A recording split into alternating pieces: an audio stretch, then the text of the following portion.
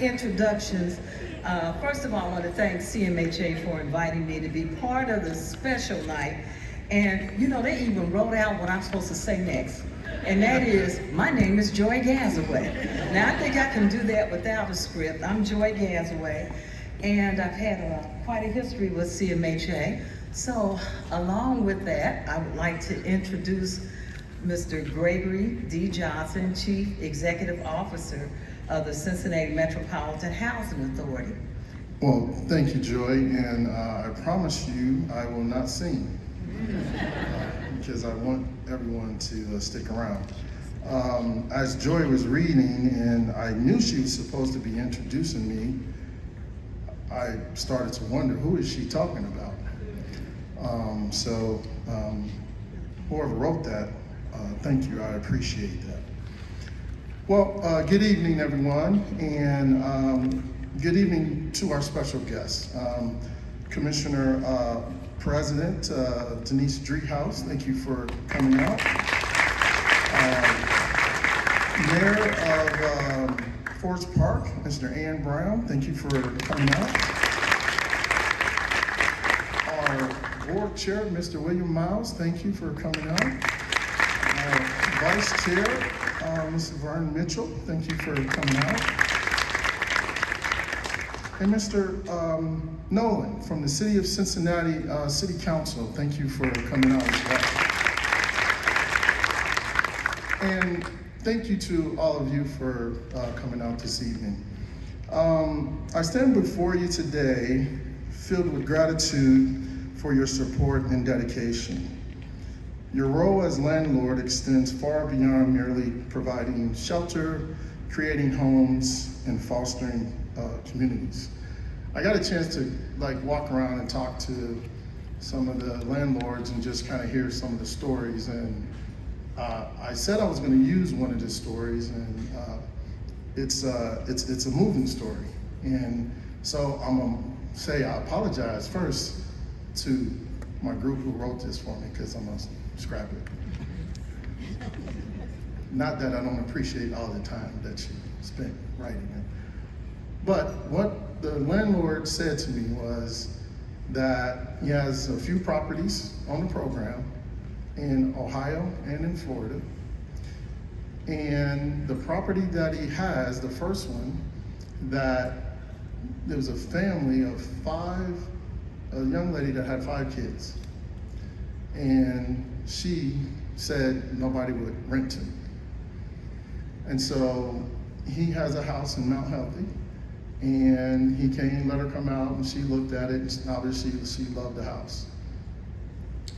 And he had another family. This young lady had 4 kids. And he was torn about what to do. The decision that he made was to rent to the young lady that had the 5 kids only because the other young lady's kids went to a school in the city of Cincinnati, and he thought that it would be difficult for her to get her kids to school. They would have to ride a bus one way, an hour and a half to get to school. So it broke his heart, him and his wife, to say, I can't rent you the property. The interesting part about this, the young lady saw him a little while ago and said, thank you so much for making the decision not to rent to me. I found a place a block away from my kids' school. Because you said no, it's made it better for me and my family, and I want to thank you. The landlord affected 2 families, 9 kids, with one decision by renting on our program. I got a lot of words in here that I want to say, but helping others is what makes us all connected. So thank you to that landlord for that. Now, since I scrapped everything and I put Michelle through all this stuff to write, I'm going to move on with introducing our vice chair. But I really thought that that was a moving, telling story. What Michelle wrote for me was something or a sermon from one of my mentors that I look up to, Dr. Martin Luther King, and it talks about the 3 dimensions of a full life. And the epitome of it is about doing something for others. I couldn't explain it any better than what that young man and woman explained to me about doing something for others. So, Michelle, that's why I scrapped it. So, now, what I'll do now is I would like to introduce our esteemed Vice Chair of the CMHA Board, Ms. Laverne Mitchell. Ms. Mitchell has dedicated herself to the village of Lincoln Heights in numerous roles over the years. Although she currently serves on council, she has served as village manager, served as mayor for 4 terms. Since beginning her municipal career, I don't know if I want to say that, Ms. Mitchell, a little while ago. There you go. Ms. Mitchell has consistently prioritized delivering quality services and programs to residents, promoting economic development initiatives, fostering strong collaborations with other organizations and surrounding municipalities. Just a few of her notable achievements, including launching the Lincoln Heights Legacy Awards at the Mayor's Prayer Breakfast, introducing Respect My Block initiative, and in partnership with the Community Action Agency and the Valley Boosters. She helped establish the Mobile Food Pantry and initiative of a Family Safety Program series in collaboration with Children's Hospital. Ms. Mitchell is an alumni of the Ohio State University, and Ms. Mitchell has received a variety of community awards such as inclusion in Who's Who in Cincinnati, the Community Action Bridge Builder Award, Towns Chapel Woman Character Award, YMCA Black Achiever Award, the Princeton Pros Award, Cincinnati Herald Nefertiti Award, and St. Simon's Woman of the Year Award. Now all that definitely deserves a round of applause. I introduce the Vice Chair of Cincinnati Metropolitan Housing Authority, Ms. Laverne Mitchell. Thank you, Mr. Johnson. I really wasn't expecting all of that. I think out of all those achievements, my favorite one is the fact that I serve the village of Lincoln Heights. Yeah, we deserve Well, good evening and welcome again to our partnership banquet, honoring you for your continued cooperation and invaluable participation with the Cincinnati Metropolitan Housing Authority, what we all affectionately call CMHA. Your commitment to providing affordable housing options is not just a business endeavor, not that alone. It is a cornerstone of a thriving and equitable community that we are in. We at CMHA deeply value the collaborative spirit that defines our relationship. Your willingness to work with us to open your properties to families in need directly translates into stability and opportunity for countless individuals and households throughout the city. The strength of our approach lies in the twofold advantages that CMHA and our landlord partners offer to all families. Through our programs, families gain access to stable housing with predictable rental assistance, creating a foundation upon which they can build their lives. Simultaneously, our landlord partners benefit from consistent payments, reduced vacancy rates, and the satisfaction of contributing to a community crucial need. This synergy creates a win-win situation fostering both economic stability for property owners and housing security for residents. So we appreciate you. And we again thank you for your dedication, your understanding, and your unwavering commitment to providing affordable housing. We look forward to continuing to work alongside you in building a stronger, more inclusive Cincinnati for all. Thank you. Now, we would like to invite Bishop Gary Chance of Kingdom Ministry to the stage to lead us in prayer. As Mr. Chance makes his way to the stage, I also want to point out that he's one of our property owners. So, Mr. Chance, Pastor Chance.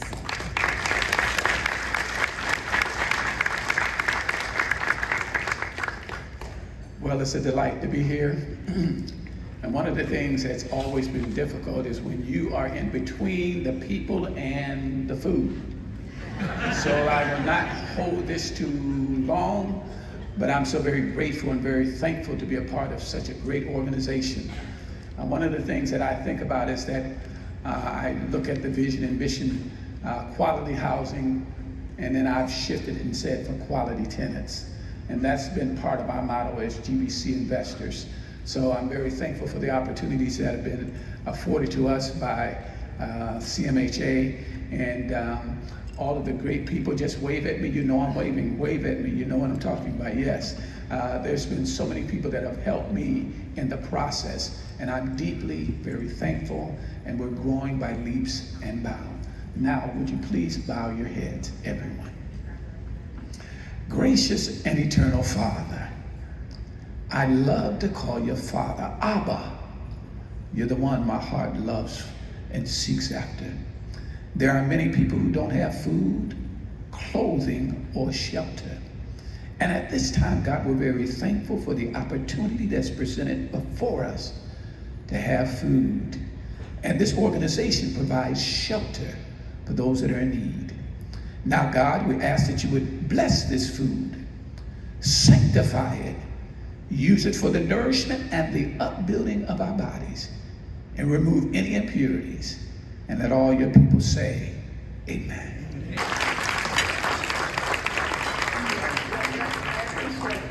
What I asked for was walk-up music. I don't know. I mean, there was music playing just a minute ago, so I don't know. I told Greg, hum a little tune and I'll dance up to the podium.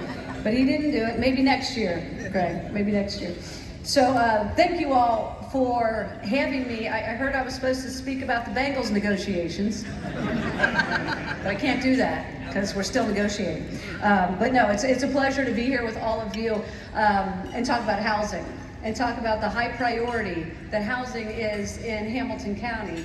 I don't know if you know this, but we received ARPA dollars a couple of years ago from the federal government. It was $158 million. They came down to us, so we're not likely to see that again, by the way. But it was a once-in-a-lifetime opportunity to invest in Hamilton County, and so about half of that money, remember we were in COVID, it was a very trying time and people were in desperate situations. And so about half of that money went to emergency response, to eviction prevention, to mortgage relief, to utility relief, to food relief. We were doing all kinds of stuff. We were buying test kits. We were doing all kinds of fancy things. But we decided, and it was a large group of people that got together to inform our decisions and make recommendations. And they said, we're never going to see this kind of money again. Maybe we should set some aside to do transformational work. And at the very top of that list was housing. And so we invested in housing. And I'm going to give you some ideas of what we've done as a county. Once in a lifetime opportunity. We have never played in the housing space before, not to this degree. And so we were really pleased that we had the opportunity to do this. So, and by the way, I'm Denise Driehaus, I'm the president of the commission, but there are two other commissioners, there are three of us, Commissioner Summer Odumas and Commissioner Alicia Reese, and we were in agreement in how we moved forward with these housing dollars. So we invested more than $50 million in affordable housing, spending in different ways. Some of it was to prevent homelessness, but the largest chunk of it, about $36 million, went to CDF, the Cincinnati Development Fund. And I don't know if you're familiar with the fund, but it is a fund of funds where we said we are not the experts in investing in housing. I'm a county commissioner. I've got some skills, but that's not one of them. And so we said we need experts that really know this housing space and can leverage our dollars with other dollars to create as much affordable housing in this community as possible. And so we put our money there. The city of Cincinnati went in. There were private funders that went in. And so we created this fund to fund. The state of Ohio came in with some incentives. And so we did as much as we could, and we're still doing this work. But CMHA was a critical partner in this work. You know, the partnership only works when you make funding available and you've got agencies on the ground like CMHA that can do the work. And we are very fortunate in this community to have CMHA and other housing partners that allowed us to invest in this way. Otherwise, the partnership falls apart and it doesn't work. So we had this unique partner with public and privates in, and we prioritized certain segments of the community. We prioritize workforce housing. We prioritize housing for people with disabilities through LAD. We prioritize people that are in reentry, so coming out of the Justice Center, and we prioritize seniors. So let me give you an idea of what that looks like so far. And we're over halfway through this funding. And by the way, the funding does run out, so we're against the clock, right? We got to get this done.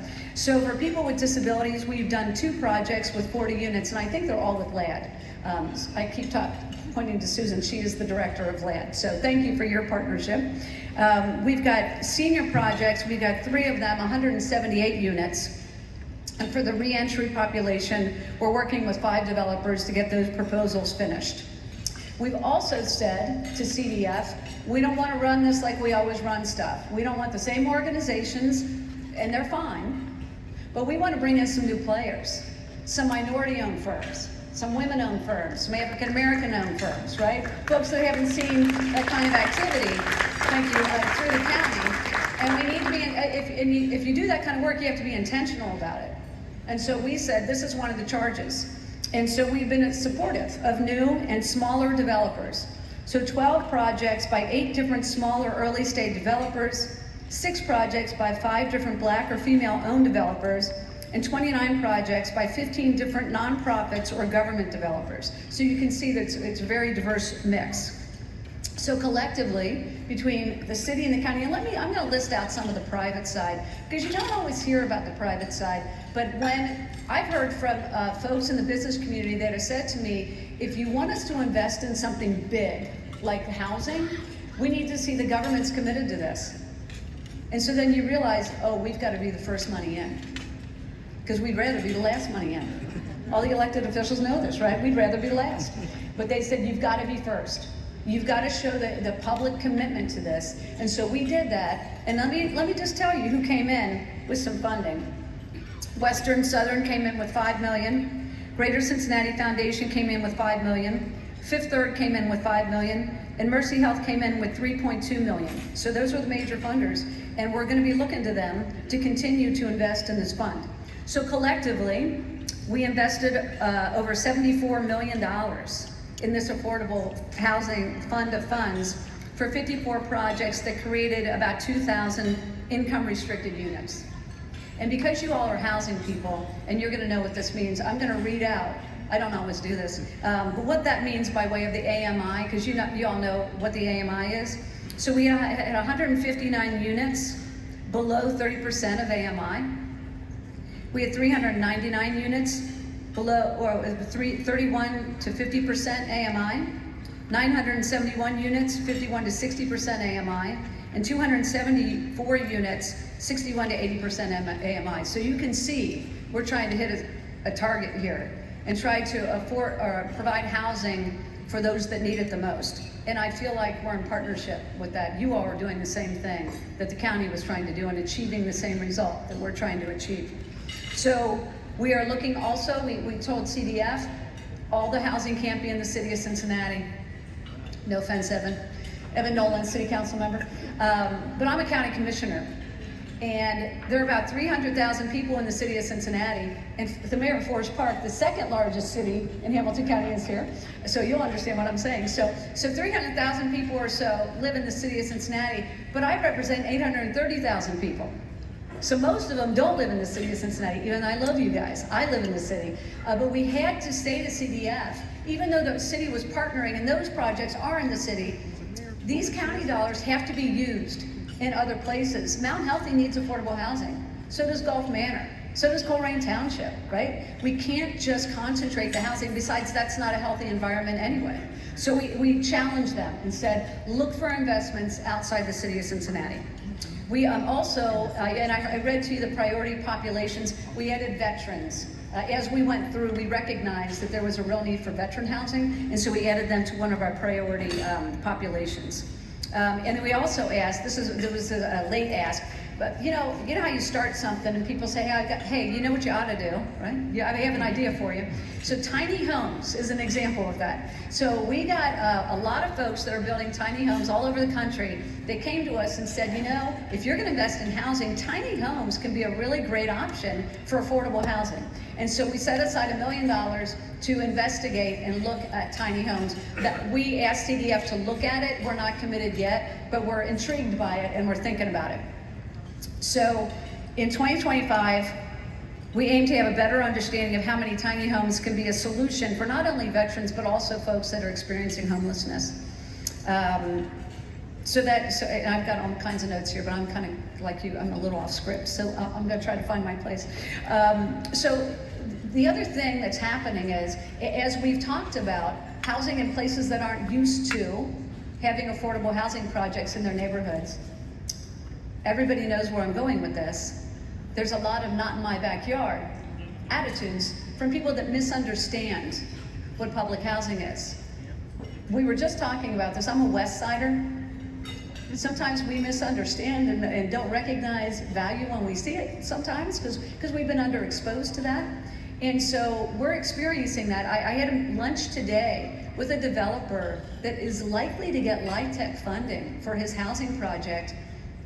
He's putting it into a township that has said they don't want it. They didn't even take the meeting. It's senior housing. They didn't even take the meeting about what it's about, because it's not how they vision for this piece of property in their community. So we're trying to at least make sure that the leaders in that community have an understanding of what we're talking about so they can make an educated decision. But that's challenging. And this developer is unhappy because he bought the property. He's made a commitment to this and done quite a bit of work. He's invested over $100,000 in this. So these are the kinds of challenges that we all have to work through. And I know each and every one of you knows about this. You have felt that as you've done the work that you're doing. So I was sharing a story with Bill that it's been quite some time ago. There was a congressional campaign that was run, and it was a West Side. It was a District 1, which at the time was over on the West Side. And there was a billboard up at Prout's Corner. So that's at Glenway and Gurley most of you don't know what I'm talking about. Anyway, it's in Price Hill. And there was this big billboard for the campaign, and the billboard said, vote for this guy because he's against Section 8 housing on the West Side. That was probably 20 years ago, something like that. Once you go through these properties and you understand that these are your neighbors, whether it's dense CMHA housing or whether it's scattered site like what you do, you change minds. I lived right next door to a CMHA property. It was a subsidized. I didn't know that. That's the point, right? You're inviting people into this community. They're not meant to stick out, and they most of the times they don't, right? But people had a misunderstanding about that. I must say, Greg, you have helped change the attitudes related to public housing, right? Big hand. I remember going on a visit with you to, I can't remember which complex it was, but you walked me in there and they had like a hair salon and there was a movie theater and all this stuff going on. I'm like, what is going on? And he said, this is the new look for public housing, it should be dignified, it should be fun, it should be inviting. This is what public housing looks like. And so you're breaking down barriers. You're all breaking down barriers, and so I applaud you for that. So the scattered site housing model then is the model, right? I mean, I know we need density, and we're building density, in particular in the city. But the scattered site housing invites people into communities, and it helps people assimilate in communities in a way that's different from a dense development. It also provides for diverse neighborhoods, which we should all value. And so as the scattered site housing model took hold, neighborhoods started to diversify and attitudes started to shift. So we've got senior housing. Well, the point is that we need affordable housing, which is what we've been talking about. We also need senior housing for people to age in place in the communities they want to stay in. We also need housing for people with disabilities. And we've got agencies in this community that do a remarkable job. These are smart homes. I don't know if you're familiar with these, but they invite technology into these homes so that people with disabilities, these are young adults. It's usually 4 to a home. A home looks like any other home in your community, but they've got smart technology in them. So a person with autism who they can live on their own, but they need some guidance. They need so it has to be some oversight, but it doesn't have to be a person in that home. The technology can play that role. And so the technology says how much food's in the refrigerator. That technology can tell you if they brush their teeth. The technology can light up the floor. If they get out of bed during the night to use the restroom, it lights up the floor under their feet. That's what the smart homes do. And so we are building smart homes because LAD led the way related to those smart homes. And it's really a point of pride for me as a county commissioner. So I'm very excited about the investments that we've made. So this was ARPA funding, as I said, and it runs out. You all know this, it's federal funding and it's gonna run out. And so we have challenged the county administrator to come up with a sustainable funding source year after year, because what I'm told, and now what I know through CDF is, if you don't provide a sustainable funding source year after year, then the developers don't trust it and they won't invest. And so the city of Cincinnati is doing this, and I'm grateful that that is part of the fund of funds. We're a little more challenged. We've got a really tight budget this year, but we are trying to think out of the box at a funding source that's not a general fund source, but something different. And so more to come on that. Jeff Aluda, the county administrator, hopefully will be able to work that out, because we're really serious about our commitment to housing. We put a bunch of money into different things that also could keep people in their homes. I mentioned rental assistance. We did over $150 million in rental assistance, and we didn't get everybody. Some people still got evicted. $150 million. A lot of that ran through the state, but it was an important investment so that people didn't lose their housing, right? And so, and I don't know if maybe some of your properties may have benefited from that. We've got other partners that are doing lead-safe work to make sure homes are safe from lead. Habitat for Humanity and LISC are our partners in that. And so we're doing other things. I'm going to skip through some of this because we've got supporters and partners at the state level too. Dunny Isaacson's got a bill to talk about improved homestead exemption and expanding that. Senator Ingram's got a bill that talks about relief for metropolitan sewer district fees. So we're working on that. And I don't know if you know, but planning and development has digitized their system. So the county is now leaped into the new century here in 2025, where sometimes we can be a little behind the curve, but I'm really proud of the work they're doing, and we've got a lot of participation because we've now digitized these permits. So in 3 to 5 years or so, I think the board hopes to see that several priorities have been met. Number one, we've identified that reoccurring revenue source. Number two, we've answered the question about tiny homes. And number three, we've got dozens of projects in the county but outside the city of Cincinnati, in addition to investing in the city of Cincinnati. So we're trying to motivate private organizations. I've listed out some of them. We'll be going back and knocking on those doors. I've already been asked to attend those meetings, and I'm happy to do it. The thing about housing is that while we all know, like you know, how important housing is to stabilize families, it's also a workforce development issue. If you know, we know what grows this economy in our community is good paying jobs to bring people here. I have been hearing across the aisle, so Democrats and Republicans, talk about the need for housing. Think about Intel coming in just north of Columbus. They don't have the housing they need to house all the employees that are coming in for Intel. And so housing has become an economic development issue. It's always been an economic development issue, but it's coming full circle now because we, as you know, don't have enough affordable housing or any kind of housing in the state of Ohio. And so there's a renewed emphasis on both sides of the aisle. And again, I'm gratified to see that and to be part of it. So let me just talk real quickly. I'm going to skip through the rest of this. I just want to talk a little bit about CMHA. Because CMHA, again, works in partnership with us. I asked Greg, I should have had this stat on my hip, but I don't have it. I wanted to know how much the county has invested in some of these CMHA projects that have come online, whether they're renovations or new builds. And Greg said he thinks the county has been involved in all of them. And I'm really glad to know it, right? I mean, sometimes they're bigger investments than others, but we are working together. You all are changing the attitudes towards affordable housing in this community. What you are doing is critically important to the vitality of every single neighborhood of the county. Who in this room knows how many jurisdictions there are in Hamilton County? There are 49. Aaron Brown, Mayor of Forest Park, thank you. 49 jurisdictions, and each and every one of those jurisdictions needs affordable housing. Each and every one of them needs the partnership with CMHA, whether it's a development that's dense or it's scattered site housing. Each and every neighborhood has this need. And so without the partnership of the landlords, yourselves, CMHA as an organization, we can't get it done. So I'm here to thank you for what you do.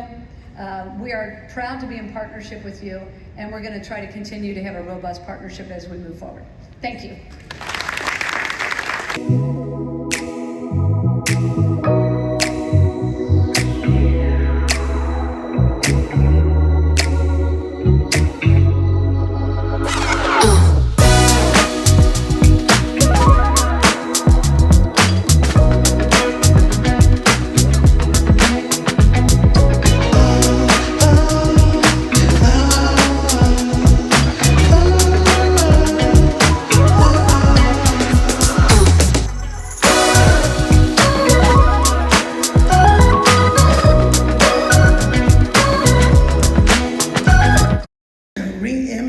Affordable housing and building partnerships for a stronger future is why we all do the work that we do.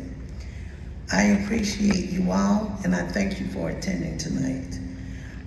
More importantly, thank you for providing quality, affordable housing opportunities to the low and moderate income families within the Hamilton County community. Please give yourselves a round of applause.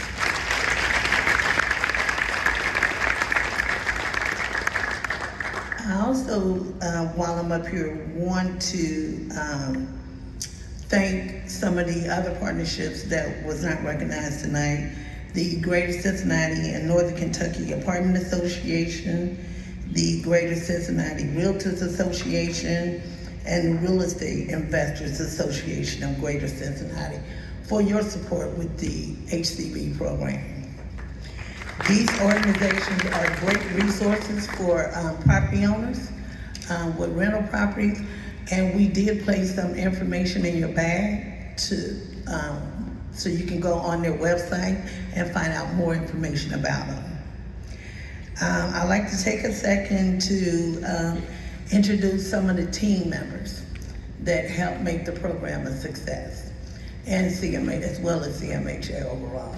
For the Housing Choice Voucher Management Team, I'll ask them to stand as I call their names. I'll start with Brittany Smith, who is the Manager of Owner Compliance.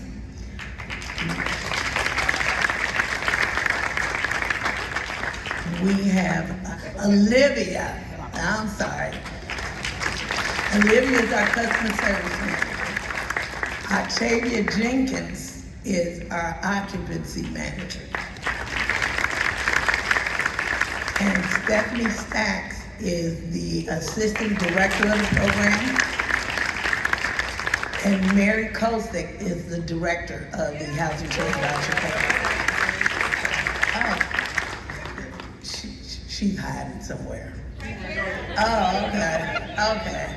All right. I didn't see you stand. Okay. We also have several other CMHA team members here tonight, and I'll just take a moment and ask them to please stand. Because all together, we all make the housing authority successful in providing the services that we do. We have asset management property managers, touchstone managers, our HCB staff. Please stand. Thank you.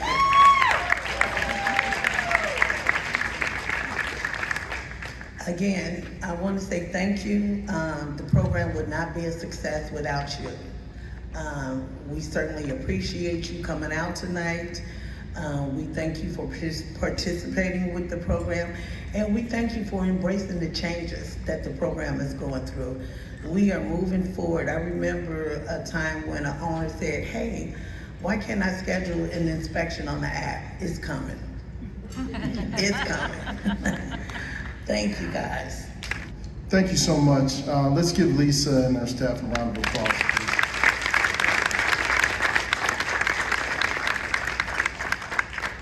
And I want to make sure I say thank you to all of the CMHA staff for everything that you do each and every day for our organization and for the residents of Hamilton County. Give yourselves a round of applause, please. I missed one meeting, but maybe he's not listening. What a night. This is really incredible. I don't know why I'm so surprised. When you think about 10,000 vouchers, it takes a few landlords to offer that many. But it couldn't be more apparent to anybody observing these activities, the activities of the CMHA staff, and the activities of our landlords, the contributions of our landlords, the contributions of our government partners, the contributions of our nonprofit partners. Wow. You define us. And I think our stakeholders are the complete and total beneficiaries of that. We want you landlords to do well, to do well while you're doing good. But it's really, at the end of the day, about whether we really are an asset to Hamilton County. And I hope that everybody here tonight knows from CMHA that you indeed are. It's undeniable. We couldn't do this without you.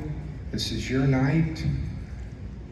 And I hope next year all of you have quite a few more units with vouchers. So I've said too much. It's been said before I jumped up here. But it's really been a thrill to be a part of this evening and to see so many people making a difference in so many lives, as Greg reminded us of that landlord particularly. But that landlord is each of you. Each of you are doing it in your own way, and we couldn't be more grateful. Sometimes people aren't very good at recognizing that. They confuse you by saying things that aren't nice or pleasant. But I think most people realize that this is very, very important work. So thank you, thank you, thank you, thank you. We're glad you're here, and we hope, as I say, that you want to be even bigger participants in the program. We'll look forward to seeing you next year. Anything else to say, Greg? Joy? Lisa? Okay, well, have a great night going home. I guess some people will be going to the casino. gift certificates. Win big. Thank you.